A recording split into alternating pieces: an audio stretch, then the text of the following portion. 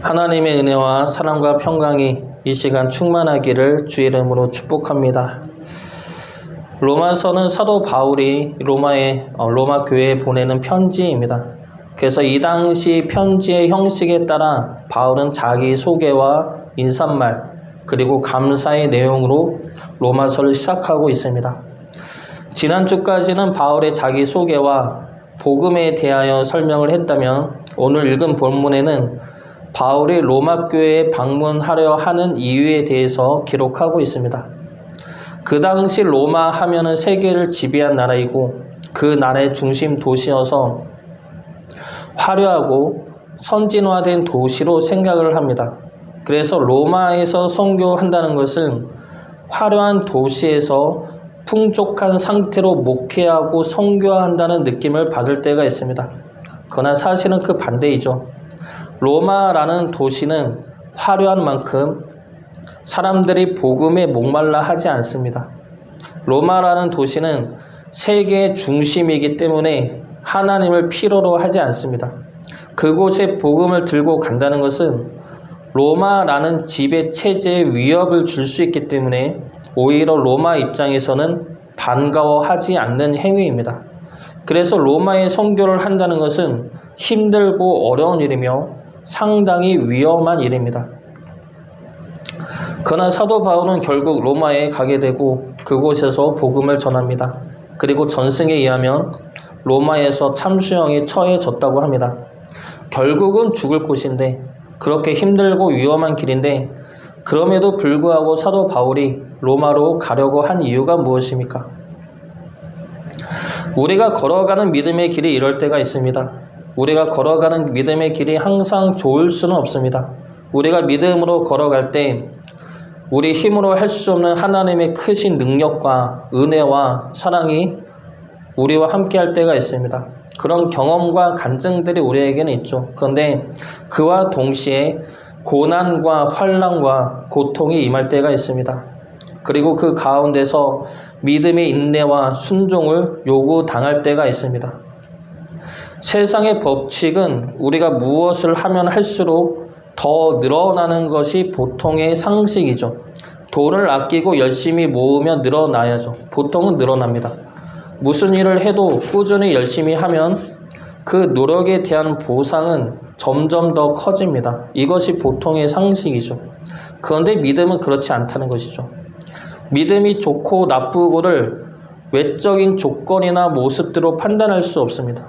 우리가 믿음이 깊어지면 깊어질수록 우리의 삶이 펴지고 물질이든 능력이든 무엇이든 점점 더 좋아지고 풍성해지면 좋을 텐데 믿음의 길은 그렇지가 않다는 것이죠. 그래서 세상에서 우리 믿는 이들의 삶의 환경을 보면 도대체 저 사람이 믿음이 깊은 건지 아닌 건지 하나님의 축복을 주시는 건지 아닌 건지 알 수가 없다는 겁니다. 그럼에도 불구하고 우리가 믿음을 지키고 믿음의 길을 걸어가려 하는 이유는 무엇입니까? 그 길만이 생명의 길이고 승리의 길이기 때문이죠. 그리고 그 길을 걸어본 자들만이 알 수 있는 기쁨과 능력이 있는 길이기 때문입니다. 세상 사람들이 보기에 믿는 이들이 약해 보이고 궁핍해 보이고 어리석어 보여도 우리는 하나님에 의해서 누구보다 강하고 누구보다 부하며 누구보다 지혜롭습니다. 그것은 세상의 기준이 아니죠. 우리의 능력도 아닙니다. 우리가 누구보다 강하고 부하며 지혜로운 이유는 우리와 함께 하시는 하나님에 의해 그렇습니다. 하나님이 때마다 도우시고 채우시고 이끄셔 우리는 약하나 강하고 가난하나 부하고 어리석으나 지혜로운 자인 것입니다. 그래서 우리는 믿음의 길을 가는 것이고 믿음의 길을 가야만 합니다. 오늘 말씀에서 사도 바울이 로마 교회에 방문하고자 하는 이유, 그 믿음의 길을 걸어가고자 하는 이유를 알아보고 우리 또한 사도 바울처럼 믿음의 길을 걸어갈 수 있기를 주의 이름으로 축복합니다. 먼저 사도 바울이 로마 교회에 방문하고자 하는 이유 첫 번째는 하나님의 뜻에 순종하기 위함입니다. 9절과 10절 말씀 보겠습니다. 9절과 10절 말씀 같이 보겠습니다. 내가 그의 아들의 복음 안에서 내 심령으로 섬기는 하나님이 내 증인이 되시거니와 항상 내 기도에 쉬지 않고 너희를 말하며 어떻게 하든지 이제 하나님의 뜻 안에서 너희에게로 나아갈 좋은 길 얻기를 구하노라. 사도 바울은 로마 교회에 가고 싶어 합니다. 그곳에서 복음을 전하고 싶어 하죠. 그리고 그것이 자신에게 주어진 사명임을 알고 있습니다. 그러나 바울은 이 일을 자신의 뜻대로 이루려 하지 않습니다. 그리고 로마 교회에 가는 것을 하나님의 뜻이라고도 말하지 않습니다. 사도 바울은 다만 하나님의 뜻 안에서 로마 교회로 나아갈 좋은 길 얻기를 구하고 기다리고 있다 말합니다. 이것이 하나님의 뜻에 순종하는 사도 바울의 모습이죠. 우리가 생각할 때 로마 교회에 가는 것은 하나님 보시기에 좋을 것이라 생각할 수가 있습니다. 하나님의 복음 들고 가는 것인데 뭐가 나쁠 수가 있겠습니까? 이방인에게 복음을 전하는 것이 사도 바울에게 주어진 사명이고 그 사명을 따라 로마로 가겠다는데 그러면 그냥 가도 되지 않겠습니까? 우리도 하나님의 일을 하려 할 때 이 일은 하나님을 위한 일이니 그냥 할 때가 있습니다. 하나님을 위한 일인데 무슨 때를 기다리고 무슨 응답을 기다립니까? 그냥 하면 되지 않겠습니까? 그런데 지나고 보니 그냥 되는 일은 하나도 없습니다. 우리는 로마에 가서 복음을 전할 때 로마에 가서 복음을 전해야겠다라는 것만 생각합니다. 그러나 하나님은 그 일을 이루기 위해서 여러 가지 일들을 준비하십니다. 하나님의 일을 할 때도 마찬가지이죠. 아, 이건 하나님의 일이니까 이대로 하면 되겠구나 라는 생각으로 그 일을 행하지만 하나님은 그 일 외에 여러 가지를 준비하시고 그 후에 그 일을 행하게 하십니다. 제가 이곳에 오기 전에 부목사로 여러 교회에서 사역을 했습니다. 그때는 교회를 옮길 때 저는 저의 생각과 판단대로 옮겼습니다. 여기서는 배울 것이 없고 오히려 도태될 것 같아 옮길 때가 있었습니다. 그렇게 옮기다가 지쳐서 사역을 쉬었습니다. 그리고 다시 회개하고 사역을 하게 된 곳이 바로 전에 있던 사역지였습니다. 근데 그 교회는 시골 교회이고 교인도 2-3명밖에 없는 교회였지만 저와 제 아내는 감사했습니다. 그리고 그곳에 가면서 이제는 내 뜻대로 교회를 옮기지 말고 하나님이 우리를 인도할 때까지 그 교회에 있을 생각이었고 그렇게 기도를 했습니다. 그런데 제 생각과 기대보다는 더 빠르게 하나님이 이곳으로 옮겨주셨습니다.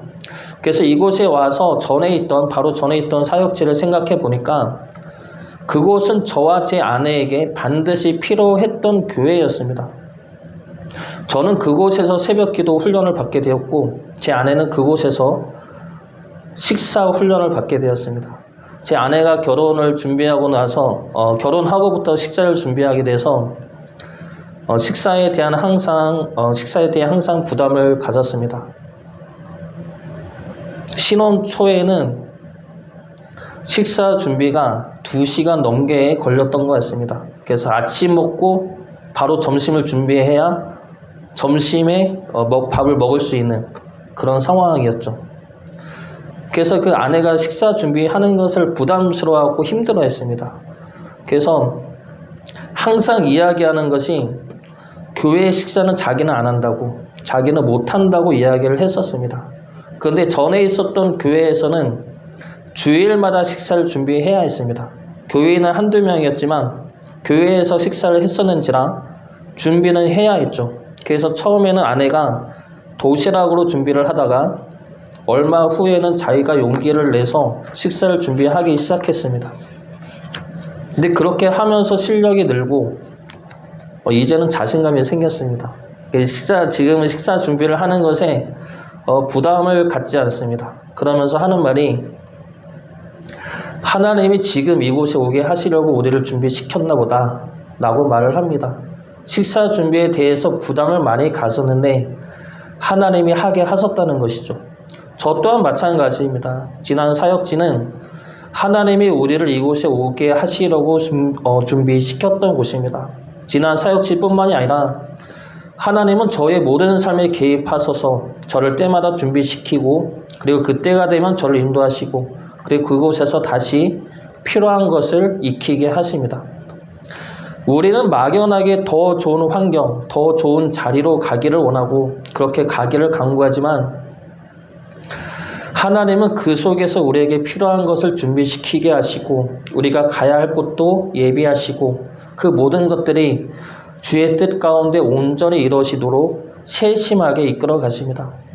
사도 바울은 이것을 알았기 때문에 로마 교회에 가는 건 역시 하나님의 뜻 가운데 길이 열리기를 기도하고 있다 말하는 겁니다. 로마 교회로 가는 것은 사도 바울의 뜻이나 목적으로 이루어져서는 안 됩니다. 사도 바울은 그것을 경계하고 있는 것이죠. 그렇기 때문에 기도로 준비하고 하나님의 때를 기다리고 있는 겁니다. 로마 교회에 가는 것이 내 뜻이나 내 욕심이 아니라 하나님의 뜻에 의해 이루어지는 역사가 되고 그리고 그것이 믿음의 순종이 되기를 구하며 기다리고 있는 겁니다. 하나님이 우리를 인도하십니다. 하나님이 세심하게 우리를 살피시고 우리에게 복된 길을 예비하시고 그곳으로 인도하기 위해 지금 우리를 준비시키고 계십니다. 그분의 인도하심을 믿음으로 지금 이 자리에서 믿음의 순종을 행하는 주의 자녀 되시기를 주의 이름으로 축복합니다. 두 번째로 바울이 로마 교회에 방문하고자 하는 이유는 복음을 전하고 나누기 위해서입니다. 그리고 이 복음을 전하고 나눔으로 사도 바울은 세 가지를 이루려 하고 있습니다. 그 중에 첫 번째는 신령한 은사를 주어 믿음을 견고케 하는 것입니다. 11절 말씀 보겠습니다. 11절 말씀 같이 보겠습니다. 내가 너희 보기를 간절히 원하는 것은 어떤 신령한 은사를 너희에게 나누어 주어 너희를 견고하게 하려 함이니. 여기서 신령한 은사는 방언이나 신유의 은사나 이러한 신비적인 영적인 은사가 아닙니다. 그러한 은사는 바울이 줄 수도 없습니다. 은사의 주인은 하나님이죠. 하나님만이 줄 수 있는 것이지 바울이 주어서도 안 되고 줄 수도 없습니다. 그래서 신령한 은사를 너희에게 나누어 준다는 말은 복음을 전함으로 하나님의 은혜가 로마 교회에 임하기를 원한다는 말입니다. 그리고 그 은혜가 임함으로 믿음이 더욱더 견고하게 서기를 원한다는 것이죠. 하나님의 은혜로 말미암아 믿음이 견고히 서가는 것, 이것이 사도 바울이 복음을 전함으로 이루고자 하는 첫 번째 목적입니다. 그리고 사도 바울이 복음을 전함으로 이루고자 하는 두 번째 목적은 서로 안위함을 얻는 것입니다. 12절 말씀 보겠습니다. 12절 말씀 같이 보겠습니다. 이는 곧 내가 너희 가운데서 너희와 나의 믿음으로 말미암아 피차 안위함을 얻으려 함이라. 사도 바울은 서로 안위함을 얻고 서로 위로를 받기를 원합니다. 복음은 서로 나누는 것이고 믿음은 함께 가는 것입니다. 사도 바울이 일방적으로 가르치고 전하는 것이 아니죠. 서로 나눔으로 서로 힘을 얻고 서로 위로를 얻는 것입니다. 제가 대학 친구들을 만날 때가 있습니다. 제가 만나는 대학 친구들은 지금은 거의 다 목사님이죠. 그 만나면 교회 이야기를 합니다. 교회 행사에 대해서 이야기하고 교회 행정에 대해서 이야기합니다. 관심이 교회니까 교회 이야기를 할 수밖에 없죠. 그러면 서로 위로가 되고 힘이 됩니다. 믿음의 길을 나 혼자 가는 것이 아니라 함께하는 이들이 있다는 것 자체가 힘이 되고 위로가 되는 것이죠. 우리 교회도 마찬가지입니다. 제가 말씀을 공부하고 배워서 말씀을 전하고 있지만 신앙적인 모습들은 권사님이랑 집사님들을 통해 배울 때가 많이 있습니다. 그동안 살아오신 삶의 모습 자체가 저와 제 아내에게는 도전이 되고 위로가 될 때가 많이 있죠. 그리고 믿는 이들끼리 통하는 것들이 있습니다. 세상 사람들은 알지 못하는 이해할 수 없는 하나님의 섭리와 이끄심과 은혜들이 우리 믿는 이들 사이에서는 서로 이해가 되고 공감이 되지 않습니까? 그러면 서로 힘이 되고 위로가 되는 것이죠. 그리고 그 힘과 위로로 다시 믿음의 길을 걸어가는 겁니다. 그렇게 함께 걸어가는 것이죠. 사도 바울은 이것을 말하고 있는 겁니다. 복음을 나눔으로 서로 안위함을 얻자, 서로 위로가 되자. 이것이 로마 교회의 복음을 전하는 두 번째 목적입니다. 그리고 복음을 전하는 세 번째 목적은 열매를 얻기 위해서입니다. 13절 말씀 보겠습니다. 13절 말씀 같이 보겠습니다. 형제들아, 내가 여러 번 너희에게 가고자 한 것을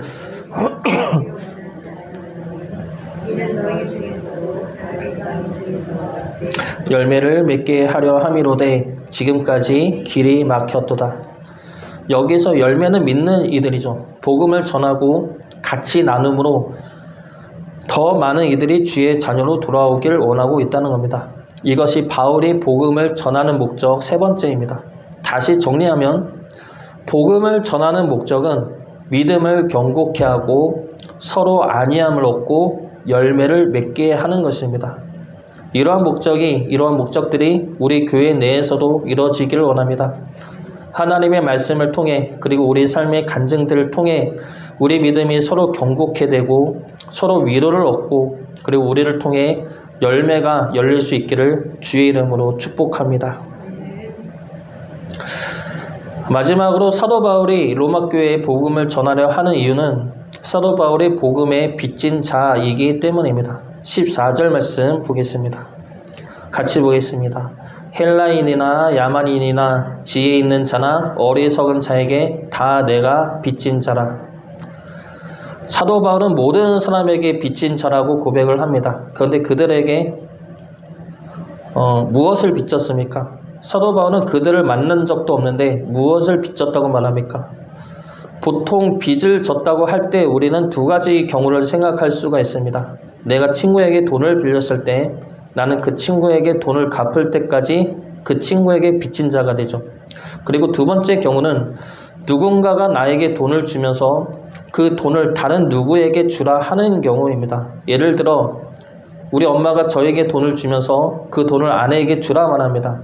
그러면 그 돈을 아내에게 줄 때까지 저는 아내에게 빚진 자가 되는 것이죠. 사도 바울이 이야기하는 빚진 자는 이 두 번째 경우에 해당이 됩니다. 사도 바울은 복음의 빚진 자이죠. 복음을 맡은 자입니다. 주님으로부터 복음을 맡았고 받았고 그 복음을 이방인들에게 전하라는 사명을 받은 자입니다. 그래서 사도 바울이 복음을 전하는 것은 주님으로부터 받은 사명이고 갚아야 할 은혜입니다. 우리 모두 역시 복음의 빚진 자이죠. 주님이 우리를 구원하시고 주님이 먼저 우리를 사랑하셨습니다. 주님이 우리를 부르시어 주님의 사랑과 은혜에 거하게 하셨습니다. 이것이 우리에게 주어진 복음이고 주의 사랑이죠. 우리가 다른 이들을 사랑하는 것은 그들이 사랑스러워서가 아닙니다. 그들을 위해 기도해야 하는 것은 그들이 이뻐져가 아니죠. 제가 다른 누군가를 비난하면 제 아내는 듣다가 한마디씩 합니다. 내가 볼 때는 오빠랑 똑같아. 그러면 이게 화가 더 나지만 가만히 생각을 해보면 아내 말이 맞을 때가 많다는 것이죠. 저에게도 그런 부족한 점이 있었기 때문에 그것이 더 못마땅해 보일 때가 있었다는 겁니다. 그런데 그런 못마땅한 부분이 내게 있는데 주님은 그런 나를 사랑하셨다는 것이죠. 주님 보기에 부족하고 악한데 그런 나를 주님은 사랑하시고 나를 부르시고 나를 품으시고 나를 이끄셨다는 겁니다. 그 사랑과 은혜가 내 안에 있기 때문에 그 사랑과 은혜로 다른 이들을 사랑하고 다른 이들을 위해 기도할 수 있는 힘이 생기는 것이죠. 사람들을 보면 사랑할 수가 없습니다. 그 사람을 보면 그들을 위해 기도할 수도 없죠. 그러나 주님을 보며 사랑할 수가 있고 기도할 수가 있습니다. 그 사람과 다를 바 없는 나를 먼저 사랑하신 주님의 사랑과 은혜를 우리가 기억하고 우리가 사랑할 때 우리는 그들을 위해 기도할 수 있게 될 것입니다. 그것이 복음의 빚진 자라는 것이죠. 우리 역시 주님에게 바른 사랑과 은혜를 나눔으로 복음의 빚진 자가 되어 살아가기를 주의 이름으로 축복합니다.